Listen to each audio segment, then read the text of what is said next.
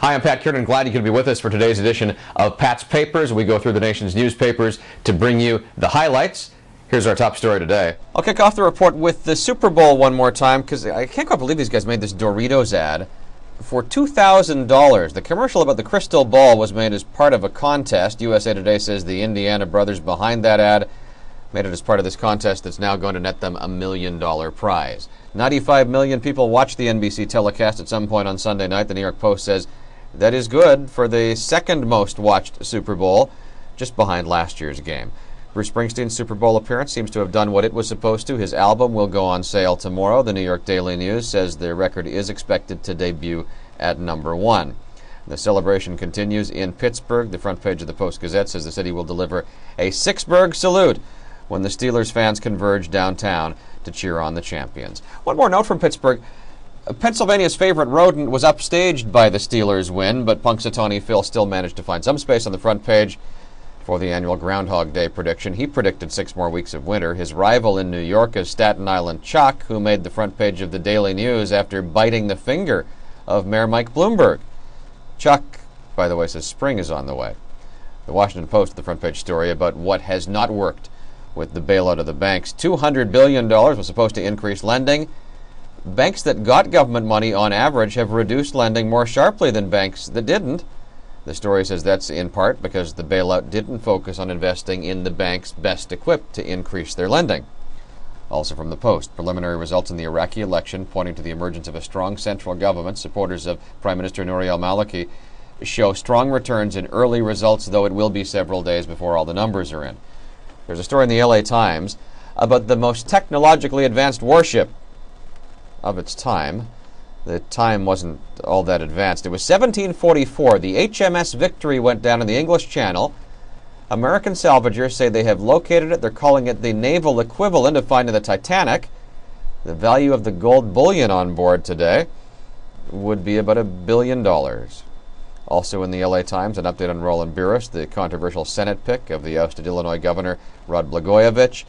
Though his committee assignments dictate the focus will be on military, veterans affairs, and domestic security issues, Burris says his primary concern is the economy.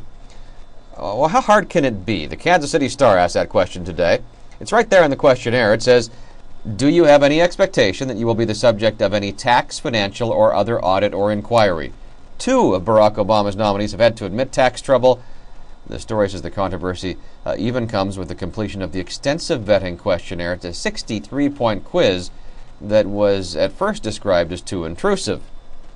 It's not London calling, it was London crawling. After the snowstorm that you would hardly call a blizzard, but it was the biggest snowfall to hit London in 18 years. Transit officials had nearly a week to get ready, but the city was still crippled. 4 inches of snow overnight and then another 4 inches of snow in the afternoon yesterday. An update in the Baltimore Sun on a story that got a lot of attention nationwide. The case of the Baltimore art teacher attacked by a student. Cell phone cameras recorded the incident as classmates cheered. Yesterday, students and school officials testified the fight might have been started by the teacher. Teacher Yolita Berry restated her view that the student was the instigator. In the Dallas Morning News, the life of native son Buddy Holly celebrated in Texas this morning. Holly was born in Lubbock, Texas. He died 50 years ago today in the plane crash that also claimed the lives of rock legends Ritchie Valens and the Big Bopper. It is the anniversary that singer-songwriter Don McLean called the day the music died. It's a useful list in the Boston Herald today in view of the moral posturing over Michael Phelps' admissions that he'd smoked marijuana. Well, there are many admitted users in high office. To start with, Barack Obama, who has admitted, in his own words, to using a little blow. An estimated 100 million Americans have tried pot. That's about a third of the population. The Herald asks, what is it about the Phelps case that makes it special? Also from Boston, an interesting story in the Boston Globe. Instead of trying to attract prospective students with amenities like Olympic-sized pools or rock climbing walls, some colleges are offering something far more attractive in a recession. They're offering an education with few frills at a fraction of the cost. Looks like the sort of photo you see from the moon or something on the front page of the New York Times. Actually, a scene from the salt piles in Bolivia. The story is about what's underneath those salt piles. About half of the world's lithium is in Bolivia. Lithium's a key component of the batteries the automakers want to use for the next generation of electric cars. The Times story says Bolivia may not be willing to surrender its lithium easily.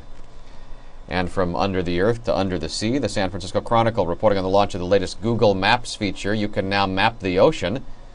This enhanced Google Earth feature offers everything from photographs of sea life to models of shipwrecks to data about water temperatures. And that's our look at what's in the nation's newspapers this morning. I'm Pat Kiernan. Thanks for joining us. Go to patspapers.com, where you will find the complete list of all of the stories we featured today, along with links to the individual newspaper websites.